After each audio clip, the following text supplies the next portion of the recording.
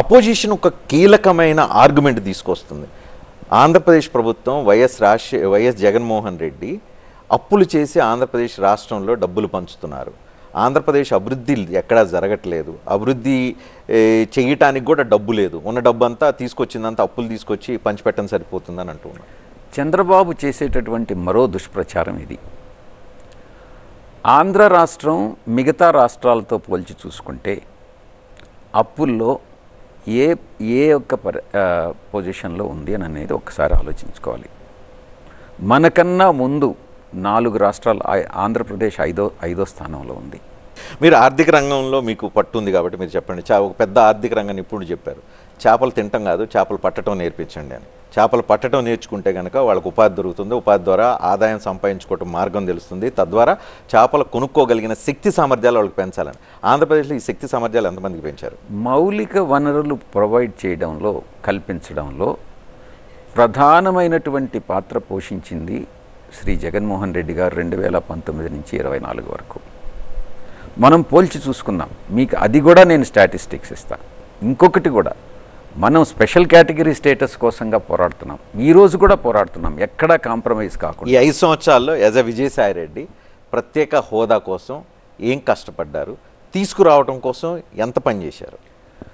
ప్రతిసారి కూడా కేంద్రం నుంచి నిధులు సంపాదించే విషయంలో, ప్రతి విషయంలో కూడా, ప్రతి పథకం కింద ఆంధ్రప్రదేశ్కు మ్యాక్సిమం నిధులు వచ్చేటట్టు మనం కష్టపడి పనిచేశాం.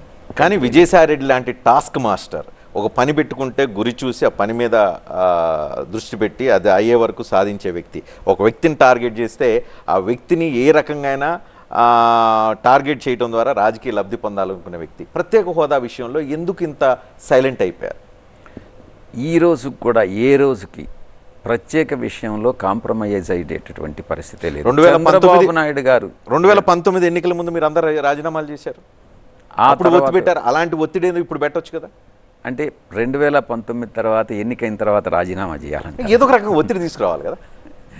రాజీనామా చేస్తే ఎంపీలందరూ, పార్లమెంట్ సభ్యులందరూ రాజీనామా చేస్తే రాష్ట్రానికి రావాల్సినటువంటి నిధులేమీ రావు. అవుట్ ఆఫ్ 25లో 22 మంది కనుక రిజైన్ చేస్తే దాని ఇంపాక్ట్, సివియారిటీ ఎలా ఉంటుంది? ఉండి కేంద్రంలో పార్లమెంటు సభ్యులు ఉండి సాధించుకొని రావాలే కానీ ఈ రాజీనామా చేసి సాధించేది ఏముండదు. 22 మంది ఉండి సాధించింది ఏంటి అంటే ఏం చెప్పగలుగుతారు? 22 మంది పోరాటం చేస్తూ ఉన్నాం. రాబోయేటటువంటి కాలంలో కూడా 24 ఎన్నికల తర్వాత కూడా మాకు ఎటువంటి పరిస్థితుల్లో కేంద్ర ప్రభుత్వంలో జాయిన్ కావాలని లేదు. రాష్ట్రానికి సంబంధించిన రాష్ట్ర ప్రయోజనాలు కాపాడేదానికోసం, స్పెషల్ కేటగిరీ స్టేటస్ కోసం అప్పుడు, ఇప్పుడు, ఎప్పుడు, ఎల్లవేళలా మేము కష్టపడి. 2019లో మీరు అడిగారు 25 ఇవ్వండి మాకు, మేము ఏంది ప్రత్యేక హోదా సాధిస్తా ఉన్నారు. 22 ఇచ్చారు జనం. 22 సీట్లు ఇస్తే ఇప్పుడు 2019 నుంచి 24 వరకు చెయ్యింది. ఇప్పుడు మీకు 2024 రేపు ఎన్నికల్లో 22 ఇచ్చినా 25 ఇచ్చినా ఏం చేస్తారు? ప్రత్యేక హోదా అయితే రాదు కదా. మీరు చెప్పేటటువంటిది ఒక్క పరిస్థితుల్లో సాధ్యమవుతుంది.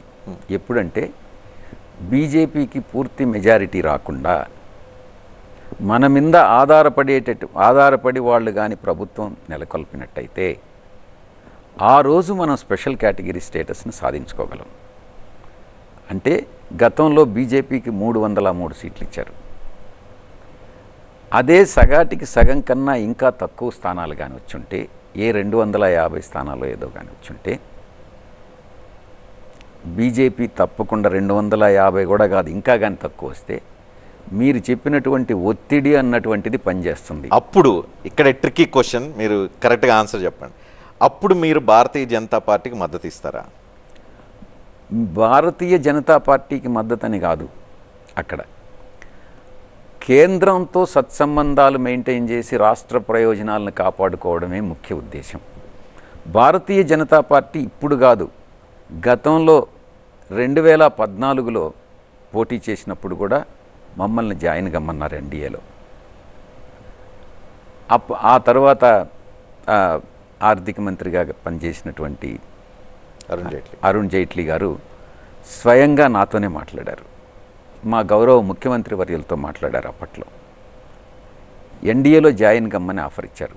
మేము కాదన్న తర్వాత చంద్రబాబు నాయుడు గారి దగ్గరికి. ఇప్పుడు మీ